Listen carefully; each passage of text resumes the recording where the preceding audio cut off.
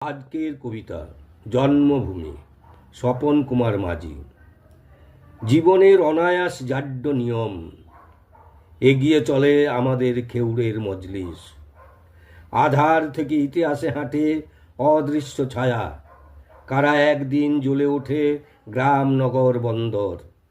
কাকে ভালোবেসে সৃষ্টি করে অপ্রত্যাশিত পাণ্ডুলিপি, কিসের স্বপ্নে হাসি মুখে হেঁটে যায় কারাগার হতে ফাঁসির মঞ্চে।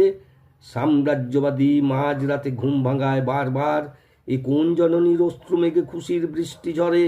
হাসি মুখে কোন শহীদ পুত্রের গলায় দেবে মালা। তারা মরে না, হয় না জরা, নেই স্মরণ সভা। নির্বাক ইতিহাস কেন লেখে না তাদের নাম?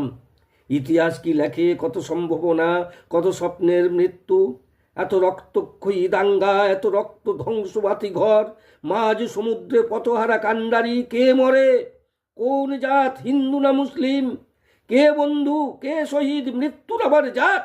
উচ্চস্বরে কে করে তর্ক, ওকে ফেলে দাও জ্বলন্ত চিতায়। দুহাত ঊর্ধ্বে যুগ সন্ধিক্ষণে শুনিকার পদরণ ধ্বনি। ক্ষুরধার নখে কে খুলে দেয় পাক পৌরাণিক গুহা। কার বিষাক্ত নিঃশ্বাসে পড়ে থাকে পরিযায়ী শ্রমিকের লাশ?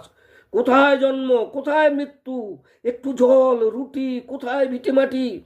এই অগ্নিদগ্ধ খামারে কে কাঁদে নীরবে? আলো আঁধারির মাঝে, গোধূলি উষার ছায়ে। হায় স্মৃতি বড় কঠিন, এ কোন দ্বিচারিতা খুঁজে বেড়াই? কোথায় আমার স্নেহের ছায়া জন্মভূমি?